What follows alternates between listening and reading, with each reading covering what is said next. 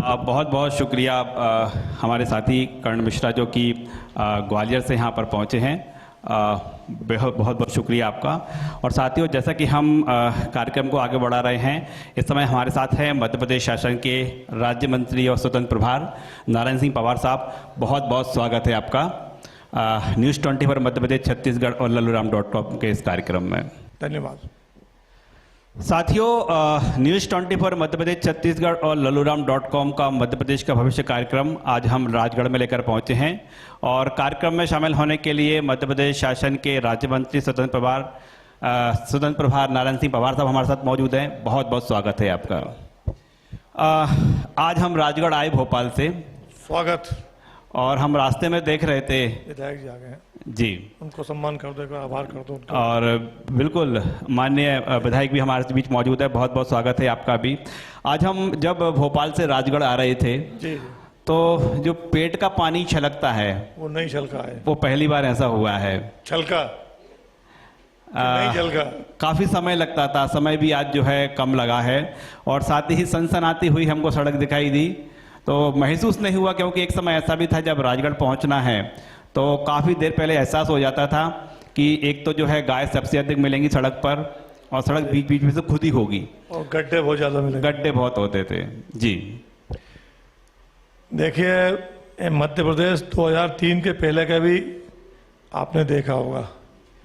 News 24 हमारा पुराना बड़ा चैनल है और सभी प्रतिनिधि भली भांति अवगत हैं, और पूरे देश की 8 करोड़ जनता इस बात से अवगत है कि 2003 के पहले की सरकार के समय मध्य प्रदेश की स्थिति क्या थी। हिंदुस्तान का किसी प्रांत का व्यक्ति भी जब मध्य प्रदेश प्रवेश करता था तो कितनी गहरी नींद में वो समझ में आता था कि मध्य प्रदेश की धरती आ चुकी है। गड्ढों में सड़क थी, सड़क के गड्ढे से पता नहीं लगता था। एक प्रकार से पूरा ढांचा तहस नहस हो चुका था मध्य प्रदेश का। ढांचा का सुविधा सब समाप्त हो गई थी। अब 2003 में जनता का आशीर्वाद से हमारी सरकार बनी मध्य प्रदेश में, उसके साथ ही ढांचागत सुविधाओं का विकास लगातार शुरू हुआ। और आज इन 20-22 वर्षों में देखते हैं मध्य प्रदेश का कोई भी, चाहे स्टेट हाईवे हो, चाहे वो राष्ट्रीय राजमार्ग हो, और चाहे नीचे के हमारे डिस्ट्रिक्ट रोड हो या और नीचे के, सबके अंदर एक निश्चित प्रक्रिया के तहत रोड बन रहे हैं। 2 लेन 4 लेन हो गए, 4 लेन 6 लेन हो रहे हैं। ग्रामीण क्षेत्र भी हमारे डिस्ट्रिक्ट तक उनकी अप्रोच हो गई है। सबका एक सिस्टम है, 5 साल में उनको संरक्षण करना, रिपेयर करना, अपग्रेड करना। इसके कारण सड़कों के मामले में अब मध्य प्रदेश आत्मनिर्भर है। अब आपने भोपाल से ब्यावर आने की बात कही है, निश्चित रूप से ये 2 लेन था, इसको 4 लेन बनाया गया है। और अभी इस रोड को अपग्रेड करने के लिए 300 करोड़ रुपये की राशि और स्वीकृत की गई है। इसमें 150 करोड़ रुपया नरसिंहगढ़ ब्यावरा में लगेगा, 150 करोड़ नरसिंहगढ़ और भोपाल के बीच लगेगा। जहाँ जहाँ भी ग्रिड्स को अपग्रेड करना है, गड्ढे ठीक करना है, रिपेयर करना है, जो कोई भी असुविधा लग रही है, तो आपका जो पेट का पानी आपने कहा है, तो आप सर पे पानी कलश रख के ही बैठ जाएंगे तो छलकेगा नहीं वो, यानी कलश रख के भी आ सकते हैं। जो सड़कों के इंफ्रास्ट्रक्चर की आप बात कर रहे हैं, इसके साथ ही जब मध्य प्रदेश में सूखे की बात आती थी या देश की बात करें तो हमारा बुंदेलखंड का जिक्र होता था। जी। लेकिन मालवा का बुंदेलखंड राजगढ़ को कहा जाता था क्योंकि यहाँ के खेतों से धूल उड़ती थी। जी। क्या तस्वीर बदली है? निश्चित रूप से राजगढ़ जिला काफ़ी बैकवर्ड जिला माना गया है। राजस्थान की सीमा से लगा हुआ जिला है ये, और पूर्व काल में इसकी लगातार अनदेखी उपेक्षा होती रही। भौगोलिक दृष्टि से हमारे इस राजगढ़ जिले का थोड़ा भाग, जिसमें राजगढ़ विधानसभा का भाग और खिलचीपुर का कुछ भाग, ये मिलकर के, और पूरा पहाड़ियों पठारी एरिया है, इसमें छितरी हुई आबादी है। और लोग 6 माह पलायन करके रोजी रोटी दिलाने बाहर जाते थे, घरों में ताले डाल करके। तो फसल कोई होती नहीं थी, पानी था नहीं। जब से हमारी सरकार बनी, उमा जी की सरकार बनी, बाबूलाल गौर साहब की, शिवराज जी की, डॉक्टर मोहन यादव जी की, लगातार हमारे जो बड़े यहाँ जल स्रोत थे, इस जिले में 3 बड़ी नदियाँ बहती रही है अनादिकाल से। इधर पश्चिमी छोर पे काली सिंध, मध्य में नेवज, पूर्वी छोर पे पार्वती नदी। तीनों बड़ी नदियाँ 12मासी नदियाँ हैं। पूर्व की सरकारों ने कभी भी उस पानी को रोक करके उसका दोहन और उसका उपयोग करने का प्रयास कभी नहीं किया, विचार भी नहीं किया। हमारी सरकार बनने के बाद में लगातार 3 नदियों पे काम हुआ। बहता पानी ये समुद्र में जा रहा है, उसका कोई उपयोग था नहीं। तब शिवराज जी ने और बाकी लोगों ने सबने जो जो सत्ता में लगातार आते रहे उस योजना को मूर्त रूप दिया, क्रियान्वित किया। आज राजगढ़ जिले में पानी का अथाह भंडार है। हमारे पास काली सितों कुंडालिया नाम का डैम है, प्रेशराइज प्रणाली से वो योजना बनी है। राजगढ़ में नेवट नदी पर मोहनपुरा बड़ा डैम है। पार्वती नदी पर 2 डैम तैयार हो रहे हैं, एक हमारा पार्वती रेसई, एक पार्वती सुठालिया। और इस प्रेशराइज प्रणाली को अंतर्राष्ट्रीय जगत में ख्याति मिली है। आज की तारीख में भी हमारा छत्तीसगढ़ का पूरा अमला WRT का राजगढ़ जिले में आया हुआ है इसको प्रणाली को समझने के लिए। कोई यूरोप के देश, कोई अफ्रीकन कंट्रीज जो है यहाँ के देख रहे हैं कि एक किस प्रकार से संचालित हो रही है। हमारे यहाँ के अधिकारी भी बाहर देशों में जाकर, इवन इजराइल तो जो अंतर्राष्ट्रीय जगत में खेती के मामले में नंबर 1 है, पहाड़ी जमीन होने के बाद ही उनका प्रतिनिधिमंडल भी राजगढ़ आ चुका है और हमारे राजगढ़ के अधिकारी इजराइल जा चुके हैं। देखिए, हम बेसिक जो सुविधाएं हैं आप कह रहे हैं कि वो बढ़ी हुई हैं। अब बेसिक सुविधाओं के बाद बारी आती है लोगों के लिए रोजगार की, फैक्ट्रियों की, नौकरियों की। उसमें कुछ बदलाव हुआ है कि हमारा राजगढ़ पहले ही है जैसा ही है आज भी रोजगार के मामले में, स्वरोजगार के मामले में, नौकरियों के मामले में? देखिए, रोजगार का जब विषय आता है तो लोग रोजगार को सरकारी नौकरी से जोड़ते हैं। रोजगार का केवल सरकारी नौकरी लोग मानते हैं, ऐसी आम धारणा हो गई है, जबकि रोजगार के हजारों तरीके हैं। सरकार का जब ढांचागत विकास हुआ है, कृषि का विकास हुआ है, सड़कें गांव-गांव में बनी हैं, अटल जी के प्रधानमंत्री के बनने के बाद गांव-गांव तक सड़कों का नेटवर्क बिछा हमारा, और उसके बाद CMJSY तमाम योजनाओं से इस कनेक्टिविटीकरण हमारे अंदर देहात के छोटे छोटे गाँव तक कोई न कोई रोजगार लोगों ने सड़क किनारे, गांव के आसपास बहुत सारे रोजगार खड़े कर लिए हैं। MSME बढ़ी हमारे ज़िले की, खेती के मामले हमारी आत्मनिर्भरता बढ़ी है। अब स्थिति यह है कि हमारा ज़िले का पलायन रुका है और मैं कहता हूँ कि हमारे यहाँ एक तरह से श्रमिकों का अभाव है। आज जब खेती का समय आता है, बुआई का, कटाई का, हमें श्रमिक ढूंढे नहीं मिलते हैं। तो ये सब बढ़ते हुए आर्थिक विकास की दर का ही परिणाम है। छोटे छोटे कल कारखाने भी यहाँ लगे हैं, स्मॉल स्केल ही कहूँगा उसको मैं, अभी बड़े स्तर पे नहीं है, लेकिन विभिन्न प्रकार के उपक्रमों के माध्यम से ये जिला फलोद्यान तरफ भी बढ़ा है, फूलों की खेती भी यहाँ हो रही है। और राजगढ़ जिला विशेषकर एक जिला एक उत्पाद के मामले में, संतरे के मामले में राजगढ़ जिला इसका देश भर में नाम जाना जाता है। संतरे के लिए बड़ा फेमस है। अब मेरा एक सवाल है, वो आपकी विधानसभा का है, आपके जिले की ओर से है कि आपको विधायक चुना गया आपकी विधानसभा की जनता ने, और जब आप मंत्री बने तो जिले का नाम रोशन हुआ। जिले ने आपको तो मंत्री बना दिया, आपके मंत्री बनने से जिले को क्या मिला? देखिए, कोई भी मंत्री अकेला नहीं होता है, पूरा मंत्रिमंडल संयुक्त जिम्मेदारी होती है। जो भी योजना बनती, निर्णय होते हैं, पूरी सरकार के होते हैं। ठीक है, प्रतिनिधि किसी क्षेत्र विशेष का हो सकता है, लेकिन समुचित मंत्रिमंडल का जो निर्णय होता है वो प्रदेश में, जिलों में, नीचे तक जो योजना लागू होती है वो सब विधायक बनता है क्षेत्र से। क्षेत्र की समस्या उसके ध्यान में रहती है, जनता के बीच वो रहता है। उन समस्याओं को, उन सुविधाओं को, उन व्यवस्थाओं को लेकर के वो सरकार में वो अपना पक्ष रखता है। विधायक लोग अपने सरकार से, अपने मंत्रियों से, माननीय मुख्यमंत्री से, विधानसभा के फोरम पे भी और अन्य प्रकार से पत्राचार करके वो अपनी योजनाओं को वहाँ उस फोरम पे उठाते हैं। मंत्री लोग अपनी बातें सरकार में, मंत्रिमंडल की बैठकों में मुख्यमंत्री चर्चा करके किस जिले का क्या क्रम होना चाहिए। हमारी सरकार में, डॉक्टर मोहन यादव जी की सरकार में एक हमने विजन डॉक्यूमेंट तैयार किया है। 5 साल भी है, ईयरली वार्षिक भी है। हम वर्ष भर में क्या करेंगे, 2 वर्ष में क्या करेंगे, 5 साल में क्या करेंगे, उस रोड मैप के आधार पर हम लगातार आगे बढ़ रहे हैं। आपने रोड मैप का जिक्र छेड़ दिया, तो दरअसल मध्य प्रदेश सरकार के सारे मंत्रियों ने अपने 2-2 साल का जो रोड मैप था, जो रिपोर्ट कार्ड था, पेश किया था। जी। उसमें आपकी जो प्राथमिकता क्या है, प्राथमिकता के साथ आपने जो पूरा प्रेजेंटेशन दिया था, तो सारे मंत्रियों में आप बड़े चर्चा का रहे, क्योंकि आपने जो, मैं भी वहां पर मौजूद था जब आप अपना रिपोर्ट कार्ड पेश कर रहे थे। जी। आपने कहा था कि मैं छोटा नेता, छोटा विधायक, छोटा मंत्री, छोटा विभाग। तो ये बड़ी चर्चा का विषय है। आज आप न्यूज़ 24 के मंच पर ये खुलासा कर दीजिए कि छोटे से आपका आशय क्या था? देखिए, आपका मंच तो बड़ा है, ये देश भर में इसका संदेश जाता है। छोटे का अर्थ ये रहता है कि मंत्रिमंडल में ये छोटे का होता है कि कैबिनेट मंत्री होता है, राज्य मंत्री होता है, स्वतंत्र प्रभार होता है, उस दायित्वों में हमारा विभाग उस क्रम में आता है। इसलिए मैंने कहा था, यूँ तो व्यक्ति कोई छोटा नहीं होता है और काम कोई छोटा नहीं होता है। सुई से लेके हवाई जहाज तक जिसका काम जो करता है, जहाँ काम आवे सुई क्या करे तलवार, तो सबका अपना अपना महत्व है। लेकिन काम के दायित्व का जो विभाजन है उसमें मैंने कहा था हमारा तीसरे क्रम पर आता है राज्य मंत्री स्वतंत्र प्रभार का, हम उसको देख रहे हैं। लेकिन विजन डॉक्यूमेंट की दृष्टि से सबका अपने क्षेत्र का एक मैप होता है कि मुझे मेरी विधानसभा में क्या करना है, मेरे जिले में क्या करना है। अब मैं विधानसभा ब्यावराज चुनकर के आता हूँ, दूसरी बार चुनकर के आया हूँ मैं। मेरा विजन ये था कि मेरी विधानसभा क्षेत्र में सिंचाई के साधन की बहुत कमी थी मेरे कार्यकाल के पहले। जब मैं 13 में चुनकर के आया तो हमारी विधानसभा में केवल 7% सरकारी संसाधनों से सिंचाई थी, 7% ओनली। निजी ट्यूबवेल कूप छोड़ दें हम, उसको कैसे हम आपूर्ति करें कि मेरा विधानसभा का क्षेत्र भी एक लेवल पर जहाँ लोगों की आवश्यकता पूर्ति हो। तो मैंने अपनी विधानसभा का जो पार्वती नदी मेरी पूर्वी छोर पर बहती है, उस पार्वती नदी को मैंने प्रोजेक्ट मंजूर कराया सोडालिया डैम के नाम से। वो करीब 1600 करोड़ का वो जो प्रोजेक्ट है उसमें तेज़ी से काम चल रहा है।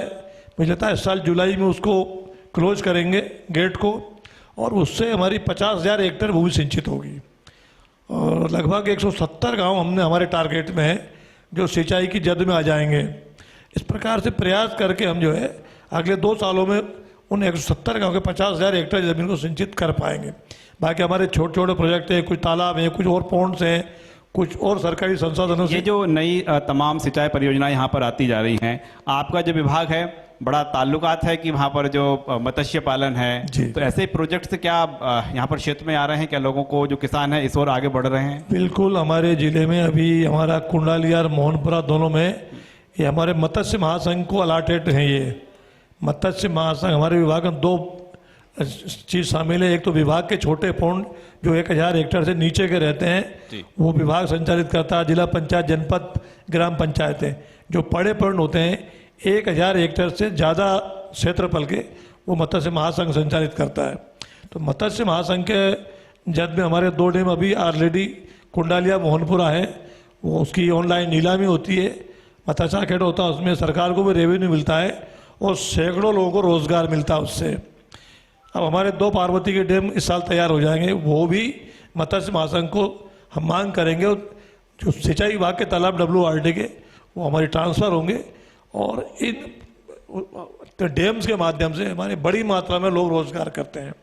मत्स्य खेड़ होता है, यहाँ का मत्स्य उत्पादन हमारा दूर तक जाता है, अरुणाचल, असम, उत्तर इसकी मांग है। कुछ हद तक निर्यात भी करते हैं बांग्लादेश वगैरह में। तो विशेषकर हमारी मध्य प्रदेश का पानी बहुत मीठा है मत्स्य के वजह से, इसलिए यहाँ की मछली को लोग ज़्यादा पसंद करते हैं। जैसे हमारा इंदिरा सागर, गांधी सागर, ये एशिया की बड़ी बड़ी रचना है, तो हजारों लोग रोजी इसमें से पाते हैं और सरकार को भी रेवेन्यू मिलता है और भारत सरकार की बहुत सारी योजनाएं संचालित होती है। और आज मध्य प्रदेश मत्स्य उत्पादन में अंतर्देशीय जो राज्य हमारे अंदर देश के अंदर उसमें नंबर 1 है मध्य प्रदेश। तो हम प्रगति कर रहे हैं लगातार इसमें। एक मेरा सवाल ये है कि जनप्रतिनिधि और अधिकारियों के बीच संबंध कैसे होना चाहिए, तालमेल कैसा होना चाहिए? क्योंकि मेरा सवाल इसलिए है कि जब आपके जन्मदिन पर कलेक्टर और SP आ गए तो आपका तो जन्मदिन बन गया, लेकिन वो ट्रोल हो गए और अभी भी ट्रोल होते जा रहे हैं। संबंध कैसे होना चाहिए? देखिए, ये विकृत मानसिकता है ट्रोल करना। हमारे अपने पारिवारिक व्यक्तिगत जीवन भी होता है, चाहे अधिकारी हो चाहे हम राजनीति में हो, ये सब दायित्व करते हुए हमारे अपने परिवार भी हैं। हम समाज में रहते हैं और समाज के अंदर हमारा अगर हम समविचारी नहीं होंगे, अगर हम एक दूसरे का सम्मान नहीं करेंगे, तो मुझे लगता है कि फिर वो गैप बढ़ता जाएगा। सरकार के अंदर जो राजनेता काम करते हैं या प्रशासन लोग काम करते हैं, वो भी हमारे परिवारों से कहीं ना कहीं से आते हैं। वो तो संबंध का समन्वय बहुत आवश्यक मानता हूँ मैं। हम सबका टारगेट समाज का विकास से लक्षित योजनाओं का पूरा करना है। यदि तालमेल नहीं होगा, हमारे अंदर परस्पर विश्वास नहीं होगा, तो वही उनको क्या कहना चाहेंगे? देखिए, मंत्री हैं, अधिकारी हैं, तालमेल तो बेहतर होना ही चाहिए, लेकिन जो ट्रोल कर रहे हैं उनके लिए क्या संदेश है? मेरे यहाँ तो मैं मंत्री नहीं हूँ, तब भी मेरे यहाँ लोगों का आना जाना लगातार रहता है, तब भी अधिकारी आते हैं, हम लोग उतना ही सम्मान करते हैं। हम उस शिष्टाचार से बंधे हैं, जिन संस्थाओं से प्रशिक्षण लेते हैं उस वहाँ हमारे संस्कार में है ये कि हम समाज में कैसा जीवन जिए, किस पद्धति से अपना सामाजिक जीवन करें। बाकी लोग जो ट्रोल करते हैं वो उनका भगवान ही मालिक है, वो कहाँ से आते हैं। हम राजनीति के पृष्ठभूमि हमारी संघ की पृष्ठभूमि है, हम संस्कार युक्त जीवन जीते हैं, तो हम दूसरों का सम्मान करते हैं और मैं उसको जाया नहीं मानता। ऐसे इस तरह के संबंध होना चाहिए, जरूरी है। 2 साल का तो कार्यकाल आपका बीत गया। जी जी। अगले 3 साल में आपके विधानसभा को और राजगढ़ को क्या मिलने वाला? कुछ बड़े काम, ऐसे 3 बड़े काम जिससे कि पूरे राजगढ़ का और जो परिदृश्य है वो बदलने वाला है। भाई 2-3 बातें होती है, 3-4 बातें जो व्यक्तियों को समाज के अंदर शुद्ध पानी मिल जाए, व्यक्ति को पीने का, विद्यालय मिल जाए अच्छी शिक्षा के लिए, अच्छे अस्पताल मिल जाए उसके स्वास्थ्य के लिए, ये तो जीवन रक्षा के लिए आवश्यक है। फिर रोजी रोटी के लिए बातें आती है, उसके लिए सड़क, बिजली, पानी, ये बहुत आवश्यक है रोजगार के लिए। तो हमारे यहाँ शिक्षा की दृष्टि से हमारा राजगढ़ जिला मुख्यालय है, माननीय विधायक जी और बात करेंगे इसके ऊपर, लेकिन हमारे यहाँ मेडिकल कॉलेज है बन रहा है जो अगले साल संचालन शुरू हो जाएगा। व्यवसायिक कॉलेज हमारे यहाँ सांसद जी के प्रयास से यहाँ खुला है और ITI हमारे यहाँ लगातार काम कर रहे हैं, पॉलिटेक्निक कॉलेज हमारे यहाँ है। इन सबके माध्यम से कौशल उन्नयन हमारा हो, नई पीढ़ी में कौशल का प्रवेश हो, वो अपनी रोटी खुद कर लेगा, रोजी रोटी। तो सरकार का फोकस कौशल उन्नयन की ओर है, विभिन्न ITIs के माध्यम से, विभिन्न संस्थाओं के माध्यम से वो प्रशिक्षित हो और जिले में अपने पैर पे वो खड़ा हो। शुद्ध पानी के लिए हमारे राजगढ़ जिले में विभिन्न योजनाओं के माध्यम से पेयजल की कई सारी योजनाएं, जिसमें लगभग 1600 गांव जिले के हैं, 1350 गांव हमारे पेयजल की योजनाओं से जोड़ दिए गए हैं। चाहे मोहनपुरा हो, कुंडालिया हो, इधर गोरखपुरा है, इधर कुशलपुरा है, उधर पहाड़गढ़ है। इन सब योजनाओं के माध्यम से उसमें विभिन्न कंपनियां अपने काम करके के तो योजना पूर्ण कर चुकी है, तो वो पाइपलाइन में काम कर रही हैं। अच्छा पानी मिले, शुद्ध पानी मिले लोगों को, सिंचाई का पानी पूरा मिल जाए। स्वास्थ्य की दृष्टि से हमारा राजगढ़ का जिला मुख्यालय, राजगढ़ में रियासती जमाने से ही हमारे हॉस्पिटल का बहुत उन्नत स्तर था। आजू बाजू के जिले, चाहे गुना हो, झालावाड़ हो, शाहजहाँपुर, ये राजगढ़ में इलाज कराने आते थे हिरासत काल में। हमारे राजगढ़ के महाराज ने बड़ा अच्छा हॉस्पिटल बनाया था यहाँ। अब भी हमारा 300 से 500 बेड का हॉस्पिटल होगा, बड़ा ट्रामा खुला है यहाँ, मेडिकल कॉलेज खुला है। सब चीज़ों का धीरे धीरे समाज को लाभ मिल रहा है। जिले के बाकी तरह में ब्यावरा में, नरसिंहगढ़ में, सब जगह 100 बेड हॉस्पिटल है ये, वो सब एक दूसरे से लिंकेज हैं। हमारे यहाँ ट्रामा की बहुत आवश्यकता है पहले रही है, क्योंकि ये 2-3 हाईवे कनेक्ट करता है राजगढ़ जिला जी, खासकर ब्यावरा 3 हाईवे पे स्थापित है, तो नंबर ऑफ एक्सीडेंट ज़्यादा होते हैं। उसके लिए ट्रामा 300 बेड का राजगढ़ में संचालित हो रहा है।